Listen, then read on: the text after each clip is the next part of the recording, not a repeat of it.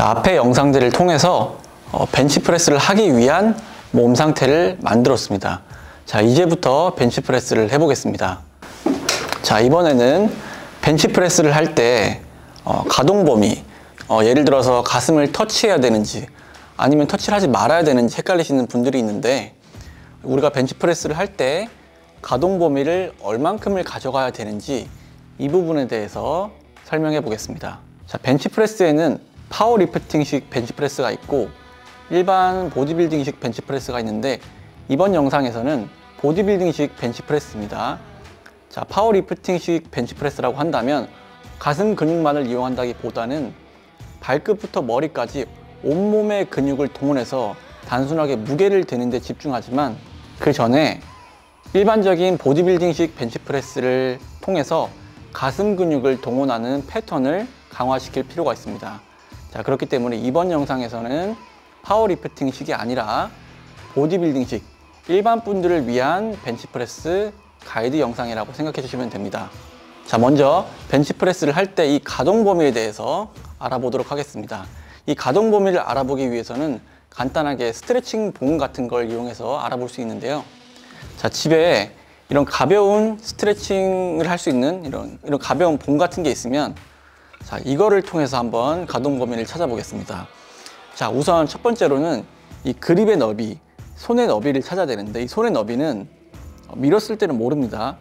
자, 쭉 당겼을 때, 자, 이 상태에서 만약에 제 머리 위에서 저를 보고 있다라고 생각해 보시면 90도가 되는 넓이가 있습니다. 이 팔꿈치를 당겼을 때 90도가 되는 그립의 너비를 찾아야 됩니다. 예를 들어서 이렇게 되면은 팔꿈치를 당겼을 때 여기 팔꿈치의 각도가 90도보다 적기 때문에 이거는 그립이 너무 좁은 겁니다.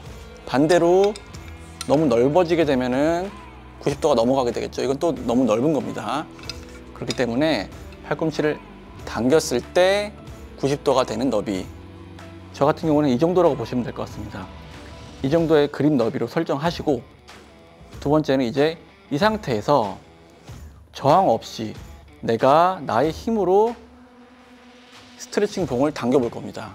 이 상태에서 가슴 들고 명치 쪽으로 끌어내린다고 했을 때 갈 수 있는 범위까지가 나의 가동 범위입니다.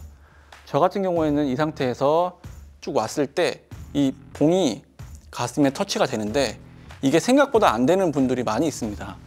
내가 만약에 했는데 닿지 않는다, 그러면은 이런 분들은 억지로 터치를 하시면 안 됩니다. 저항 없이 내가 가져갈 수 있는 범위가 온전하게 내가 저항을 받을 수 있는 부분입니다. 그렇기 때문에 만약에 내가 당겼는데 여기서 멈춘다 라고 한다면 이 범위까지로 고정해 놓고 우선은 이 범위 안에서만 벤치프레스를 하도록 설정해야 됩니다.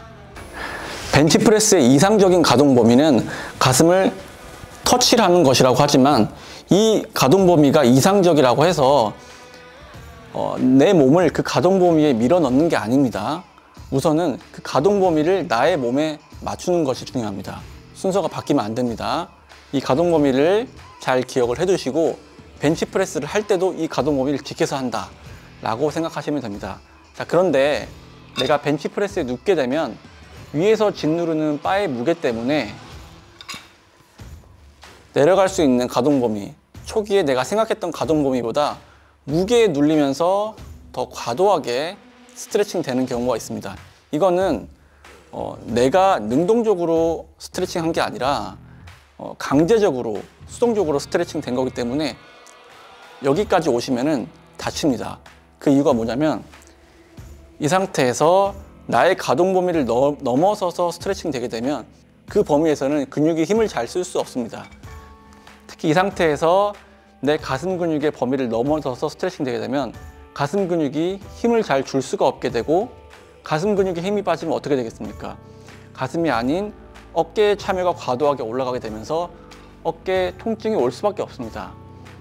그렇기 때문에 이 상태에서 내리면서 어깨 통증이 있으신 분들이라면 이상적인 가동 범위에 내 스스로를 억지로 밀어넣는 것은 아닌지 다시 한번 생각해 보시면서, 앞서 말씀드린 것처럼 이 스트레칭 봉을 통해서 찾은 가동 범위에 맞게끔 벤치프레스를 수행해 주시는 것이 중요합니다.